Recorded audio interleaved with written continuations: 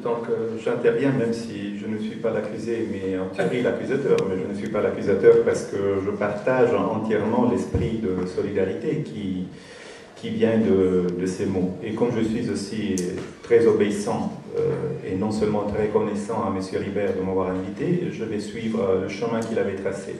C'est-à-dire qu'est-ce qu'on a appris et qu'est-ce qu'il y a à faire. Alors, d'abord, je me permets d'ajouter toutefois un petit détail concernant l'état du débat en Italie. En Italie, il n'y avait pas de débat. Après, il y a eu ce livre, et maintenant, il y a un débat. Ça peut paraître un peu gonflé, mais c'est plus ou moins ce qui s'est passé, c'est-à-dire qu'on a commencé à en parler, et il a été très difficile de l'ignorer. Ce livre a, disons, gagné une certaine renommée, parce qu'il a aussi reçu des prix, de la part d'un comité d'experts. Il y avait même des membres de la Banque d'Italie. Donc vous imaginez, ça a été vu comme un blasphème, ça a attiré beaucoup d'attention. Et maintenant, on en parle. De quoi on parle? De ce qu'on a appris. Qu'est-ce qu'on a appris? Deux choses qu'on savait déjà. La première chose qu'on savait, c'est qu'en Europe, nous sommes différents et nous n'avons pas une énorme volonté politique de coopérer. Si cette volonté existait, simplement, nous ne serions pas en crise. Mais les rigidités ont été évoquées. Quelqu'un le voit du côté de la Manche, quelqu'un le voit du côté de la Ruhr, donc M. Ribert est la charnière, puisqu'il vient d'Alsace. Mais il y a des rigidités. Il y a des rigidités. Alors, lorsqu'il y a des rigidités, je veux dire, à niveau politique, un manque de volonté de coopérer, il faut peut-être revenir à ce que Robert Mead écrivait en 1957, et il aurait eu en 1977 le prix Nobel pour ses études sur le commerce, c'est-à-dire que lorsqu'on veut procéder sur un chemin d'intégration économique entre pays qui ne vont pas forcément avoir le même avis sur la politique à tenir, il serait assez utile de garder une certaine flexibilité de taux de change comme outil défensif. Au cas où, donc pas pour s'en servir, mais comme disaient les latins, si vis pacem para bellum, si tu veux la paix, il te faut préparer la guerre. J'ai eu énormément il y a énormément de choses sur lesquelles j'aimerais répondre, mais bon, les choses qu'on savait, ça c'est la première. La deuxième chose qu'on savait, c'est que lorsque une union monétaire, qui n'est pas une zone monétaire optimale, c'est-à-dire qu'elle est composée par des pays qui n'ont pas la même structure, est frappée par un choc extérieur, elle vole en éclat. Donc moi je ne souhaite pas que notre union monétaire forcément vole en éclat, je ne souhaite pas que l'Europe vole en éclat, mais je vous demande une réflexion. Il ne faut pas identifier l'évolution vers un système monétaire plus flexible comme la fermeture des frontières, le racisme, le manque de solidarité. On peut bien revenir à quelque chose de plus flexible. J'ose même dire, même que ça peut paraître une blasphémie, on peut même revenir à des devises nationales sans que cela entraîne forcément la fermeture de frontières, le protectionnisme et tout cela. Même si vous lisez les grands économistes du passé, les grands classiques, James Mead, dans son papier de 1957, donc lorsqu'il y avait un taux de change fixe mondial, un système de change fixe mondial, disait justement que la flexibilité du taux de change est en effet une alternative au protectionnisme. Pourquoi? Parce qu'on sait bien que si le taux de change est fixe, il y aura des déséquilibres de balance des paiements. Et tu peux réagir de deux façons. Soit tu permets au prix de s'ajuster, soit tu dois intervenir avec le protectionnisme. Le débat en Italie existe, et je vais vous conter une anecdote qui est assez significative parce qu'elle aussi nous donne très bien la mesure du problème. Je crois que vous connaissez M. Romano Prodi, nous ne le connaissions que très bien en Italie. C'est l'homme qui a guidé le processus d'entrée de l'Italie et même de l'eurozone dans l'euro. Donc un économiste très réputé et un homme politique qui a eu un énorme poids en Europe. Récemment, il a accordé une interview à un journal où il a dit que l'euro à 1,4 sur le dollar est trop fort et qu'il souhaiterait plutôt que l'euro soit à 1,1. Donc de la discussion qui précède, nous avons bien compris si les taux de change sont fixés par les marchés ou par les hommes politiques. Mais en tout cas, je vous dis qu'un homme politique a exprimé ce souhait. Si vous regardez, qu'est-ce que ça veut dire? Ça veut dire que M. Prodi souhaiterait un euro qui se dévalue de plus ou moins 20%. Alors, je vais je vous laisse réfléchir sur ces implications. Les études qui sont faites maintenant sur le démantèlement de la zone euro disent qu'une lire ou un franc français devrait, s'il sortait, devaluer de 20%, voire le marque se réévaluerait de 20%. Donc en fait, ce que M. Prodi est en train de dire, c'est que l'euro fonctionnerait s'il était comme la lire. Ce qui est très bien, moi je suis tout à fait d'accord, mais il y a un petit problème. L'Allemagne a un très fort surplus de balance des paiements. Donc l'euro est déjà faible pour elle. S'il s'affaiblissait encore plus, elle ferait un surplus encore majeur, qui irait vers les 10, les 15 points du PIB. Et là, je reviens sur les arguments de M. Gauzès. On a mis maintenant en place un système d'indicateurs qui voit dans un surplus extérieur excessif un motif de censure de la part de la Commission européenne vers les États membres. Donc, si les Allemands acceptaient d'avoir un euro trop faible, voilà, je le dis, un euro trop faible, ils se mettraient automatiquement en procédure d'infraction, ce qui est paradoxal, parce qu'ils auraient des résultats avec l'étranger trop bons. Vous voyez comment notre pensée a évolué, donc a évolué, excusez-moi, évolué. Vous me pardonnerez ça et encore d'autres, vous pardonnerez ça et encore d'autres fautes. Mais vous voyez que je suis assez européen. Hein? Ich könnte auch auf Deutsch sprechen. Das ist kein Problem. Et ce qui est très étonnant, je pourrais même vous parler en italien. Si vous connaissez l'Italie, vous seriez bien étonné. Mais bon, ce que je veux vous dire, on a évolué notre pensée parce qu'on est parti au début de la crise avec cette idée que vous avez sûrement tous, les hommes politiques, les électeurs, entendus. Nous sommes en crise parce que nous ne sommes pas assez compétitifs. Par rapport à qui? Par rapport aux Allemands. Alors là, déjà, il faut se demander si on est dans une Union européenne ou dans une compétition européenne. Ça, c'est la première chose qu'il faudrait se demander. Et la solidarité qui a été évoquée plusieurs fois, justement, nous montre que lorsqu'on se pose le problème de la compétitivité, il faut le faire de la juste façon, même en termes politiques, parce qu'autrement, on entre dans une lutte européenne. Deuxièmement, ce que M. Krugman, mais très humblement, moi aussi, je m'étais permis à viser de dire, on ne peut pas être tous exporteurs en même temps. Donc le modèle de développement qui vise à la compétitivité en tant que moyen pour promouvoir les exportations, nécessairement amène à une faillite et même à des conflits commerciaux et peut-être même d'autres entre les pays qui l'adoptent. Krugman avait écrit un article au début de ce siècle qui s'appelait Competitiveness a Dangerous Obsession. La compétitivité est une obsession dangereuse.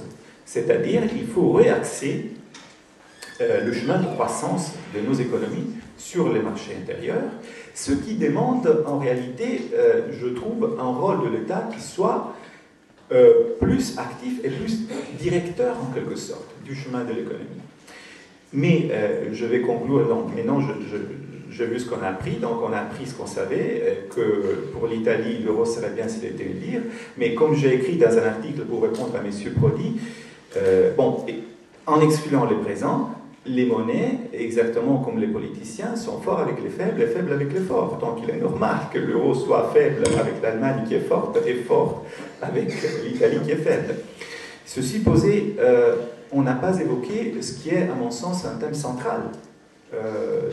Même deux. On a voulu faire la monnaie unique pour faire l'Europe, mais on savait que ce processus était risqué.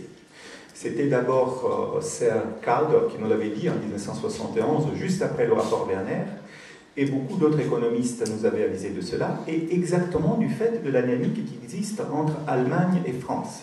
Martin Feldstein, en 1997, avait écrit dans Foreign Affairs, qui a une revue de politique, l'aspiration française à l'égalité va contraster avec le désir allemand d'hégémonie. Il s'était exprimé d'une façon très formelle. Et donc l'euro risque d'aboutir à des conflits intra-européens. Alors si commencer par la monnaie pose ce risque, il faudrait se demander s'il y a un chemin juste à parcourir, plus correct, et la technique économique de laquelle je me pose ici en défenseur. Parce qu'en effet, je parle en dernier parce que l'accusé a été l'économie, dans le mot de M. Gauzès. La technique économique avait indiqué deux chemins à suivre d'harmonisation de l'économie réelle. en commençant au choix. D'abord, à mon sens, par le marché du travail, c'est-à-dire qu'il faudrait qu'il y ait, niveau européen, une dynamique salariale qui soit ancrée à la productivité des différentes zones, des différents pays membres, ce qui n'a pas été le cas, car l'Allemagne, qui est le pays le plus productif, a eu un énorme écart, c'est-à-dire que le niveau de salaire est haut, mais il n'a pas progressé au même rythme que sa productivité, ce qui a permis à l'Allemagne, bien sûr, de devenir au fur et à mesure plus compétitive. Il faudrait se poser cette question, parce que, en effet, les Allemands sont payés beaucoup, mais d'après leur productivité, si on le mesure, ils devraient être payés plus. Ce qui aiderait, bien sûr, les autres pays, parce qu'il y aurait plus de consommation, donc plus de consommation de camembert, puisqu'on est en Normandie, et aussi de vin rouge, puisque je viens de Toscane. Donc, vous voyez, ou voire de Bordeaux, hein, je ne fais pas de préférence. Moi, je suis pour la préférence nationale. Quand je suis en France, je bois français. Donc, harmoniser le marché du travail. Et aussi, on n'a pas évoqué un grand problème que M. Gauzès connaît sûrement et sur lequel j'aimerais vraiment avoir sa réaction. Les Américains nous avaient bien dit qu'avant d'avoir leur union monétaire, ils avaient eu une guerre de sécession, et ça c'est M. Feldstein qui nous l'avait rappelé, et ça c'est triste, et on espère de ne pas arriver à cela, et un budget fédéral qui fait 30% du PIB, je dis en gros. Alors que, comme M. Gauzès l'a évoqué, le pourcentage du budget qui est à disposition des autorités européennes est beaucoup plus limité. Non seulement on parle de réduire, non seulement on se bagarre sur des miettes, comme cela a été évoqué tout à l'heure, d'une façon qui ne donne pas un bon signal au peuple européen, parce que leurs politiciens ne leur donnent pas toujours ce signe de solidarité, d'esprit de croissance commune que ici, M. Gauzès, avec beaucoup de responsabilités, est en train de montrer. Alors la question reste, est-ce qu'on peut maintenant se permettre la rigidité de la monnaie en ayant des économies réelles qui sont si partagées, et est-ce que l'harmonisation des économies réelles, en commençant peut-être par le marché du travail, voire par la politique budgétaire, est-elle envisageable? Donc, est-ce qu'elle est politiquement possible? Et hélas, nous savons, et ça c'est plutôt monsieur de la Derrière qui nous l'a dit, que les Allemands, justement de leur point de vue, moi aussi je ne suis pas absolument soupçonnable d'être anti-allemand, mais les Allemands, ils ont quand même eu des avantages en termes de réussite économique des règles monétaires qui ont été fixées, donc ils ont en quelque sorte privatisé un peu certains profits de l'euro. Maintenant, on a l'impression que certaines élites allemandes, pas toutes, ne soient pas aussi disposées à, pour ainsi dire, socialiser les pertes, donc avoir cet esprit de solidarité. Et c'est là où je vois le danger le plus imminent dans lequel nous nous trouvons.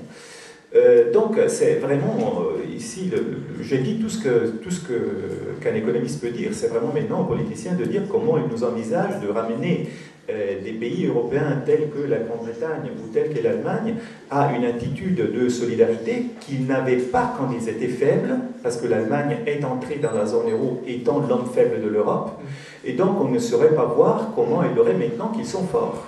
Parce que vous voyez, le faible a toujours un intérêt à coopérer pour survivre, mais le fort, il n'a pas le même intérêt. Donc si on est des... Moi, malheureusement, je suis né dans la ville qui a donné... où Machiavel y est né, donc vous voyez un peu de quoi je parle. Donc j'ai un peu un esprit florentin étant florentin. Et je trouve que, hélas, avec tout l'amour et le respect et l'affection que j'ai avec la culture allemande, je saurais très bien comprendre les Allemands s'ils ne voudraient pas coopérer maintenant qu'ils ont gagné une guerre économique. Voilà, ça c'est tout ce que j'ai à dire. Maintenant la réponse est politique. Monsieur Gauzès, monsieur de la Derrière, avant que l'on donne la parole à la salle. J'ai écouté avec beaucoup d'intérêt et bien sûr d'approbation ce qui a été dit. En ce qui concerne, on parlait de l'avenir de l'Europe. Si on veut réfléchir en termes politiques, qu'est-ce qu'il faut demain? Qu'est-ce qu'on fasse à l'Europe? Ce qu'on a fait en France, non pas parce que c'est la France, ce qu'on appelle l'aménagement du territoire. Aujourd'hui, des disparités macroéconomiques, elles existent à l'intérieur du territoire national. La Lozère est moins riche que la Haute ou la Basse Normandie. Et pourtant, on arrive à fonctionner ensemble et à avoir des équipements publics un peu partout.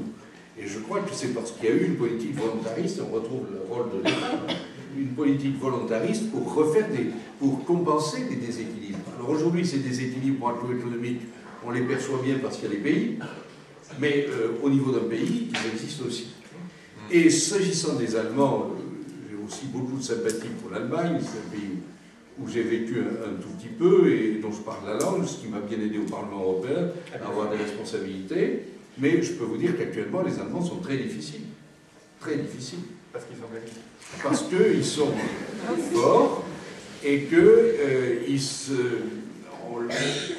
y a la crainte de l'inflation que rappelait Bernard. Ça, si on ne prend pas ça, si on ne se souvient pas de ça, on ne peut pas comprendre l'attitude de l'Allemagne vis-à-vis de la Banque Centrale Européenne qui doit être le modèle de la Bundesbank, c'est-à-dire la coupure entre la dette d'État et la banque. Ça, je crois qu'ils n'en bougeront jamais. Mais ils sont difficiles. Je peux vous faire part d'une conversation que j'ai eue hier avec un haut représentant français.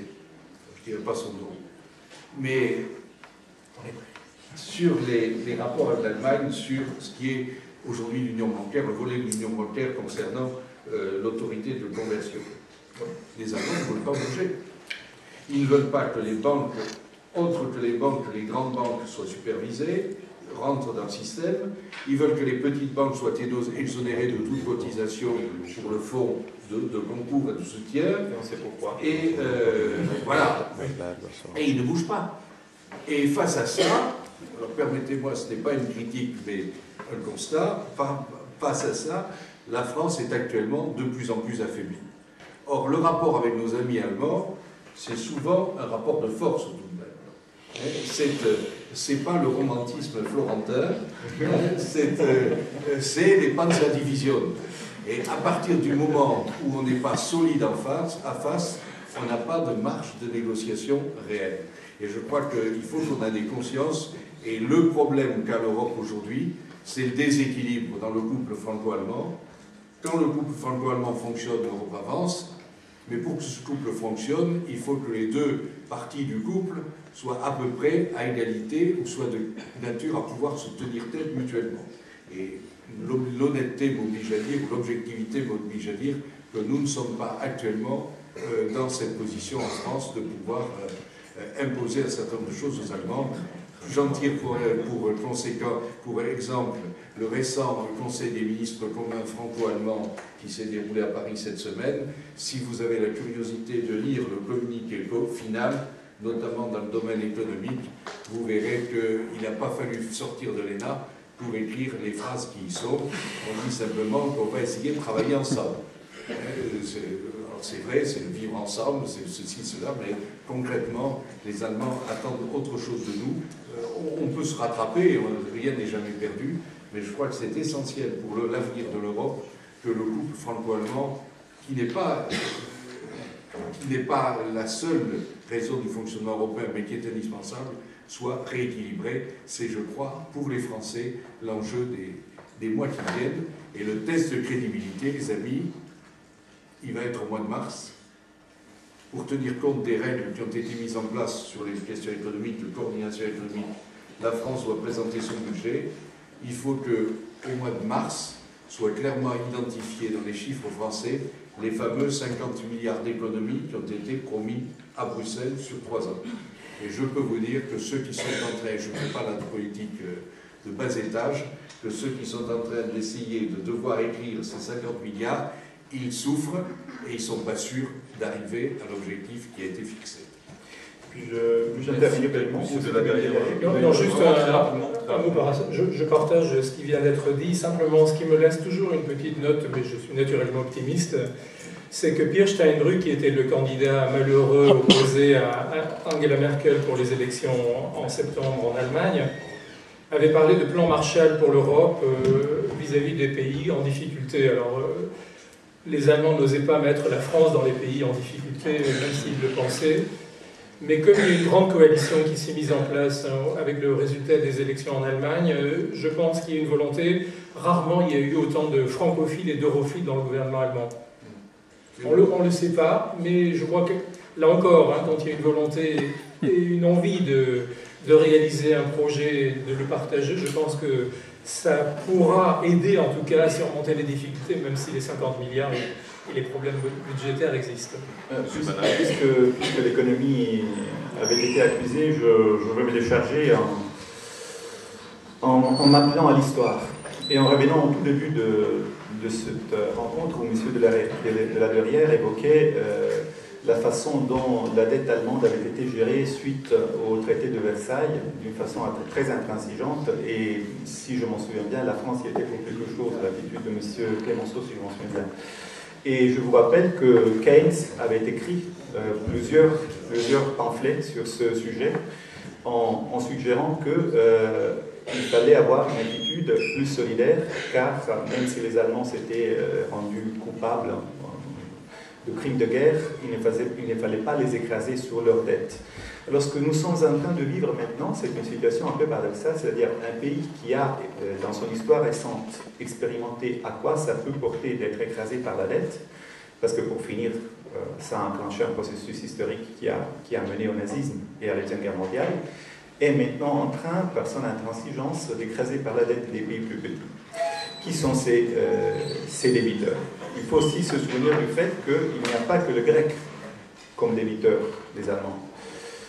Les Allemands ont aussi quelques créances, ils ont aussi prêté de l'argent aux États-Unis. Et c'est un argent qui n'a pas toujours été placé. Pas bien placé dans le marché subprime et tout cela. Donc, si le débiteur est petit, tu peux, disons, t'imposer. Si le débiteur est grand, tu adoptes un autre langage. Je vais vous dire que dans une rencontre à huis clos que j'ai eue à Rome, où M. Olliren était là, lui aussi, il reconnaissait que l'issue cruciale était celle d'harmoniser le marché du travail. Il m'a même dit que lui, il a fait sa thèse de doctorat sur ce thème, qu'il le trouve fondamental. Et il a aussi émis, disons, l'avis que les nouvelles règles que l'Europe s'est données, en particulier la Macroeconomic Imbalance Procedure, la procédure pour les déséquilibres macroéconomiques qui a été mise en place en 2010, qui oblige les pays européens à avoir une évolution du salaire cohérent avec leur productivité, il dit qu'il souhaite que cela pourrait amener en effet à une harmonisation des marchés du travail national. Il a aussi dit qu'au mois de mars, on fera une revue approfondie de l'économie allemande et que, si le cas échéant, on donnera des avis à l'économie allemande pour corriger sa route. Donc, il y a des raisons d'optimisme dans le sens que les problèmes commencent à être reconnus. Et je dois aussi dire une chose, les pays partagés comme l'Italie, même l'Allemagne, parce que vous savez qu'un Bavarois n'est pas trop content de payer pour un Saxon aujourd'hui. Ils sont plutôt... Là aussi, il y a des différences territoriales, il y a des régions riches qui payent pour les pauvres et ne sont pas trop contentes. Nous avons ça en Italie depuis 160 ans, ce qui a mené à des phénomènes pseudo-séparatistes au nord. Ça existe aussi en Angleterre, et nous voyons que l'Écosse est maintenant en train de se séparer et ils ne savent pas quoi bien faire de leur monnaie. Donc, mais tout cela se passe dans des pays qui ont quand même une identité nationale. Donc l'Italie, peut-être, n'existe pas encore, à mon sens, mais Pétrarque en parlait au XIIIe siècle. La France, il a une identité nationale très forte. Moi, je viens de visiter la Sainte-Chapelle, donc Saint-Louis, et tout ça. Voilà, c'est bon. Alors, il faut vraiment se poser la question, est-ce que les Européens se sentent européens? Parce qu'au moment où ils se sentiraient européens, ils auraient envie d'être solidaires. Mais les tensions économiques qui se sont produites ont un grand danger en elles, qui est le danger de faire voir aux Grecs les Allemands comme des ennemis, aux Italiens les Grecs comme des escrocs, aux Français et tout cela. Donc ça, c'est vraiment dangereux. Je termine avec une petite note sur le romantisme florentin. Machiavelli disait une phrase que je vais vous dire d'abord en italien et ensuite je vais essayer de la traduire en français. En italien, ça sonne comme ça. Gli nemici si debbono vezzeggiare o spegnere perché gli uomini si vendicano delle leggere offese, delle gravi non ponno.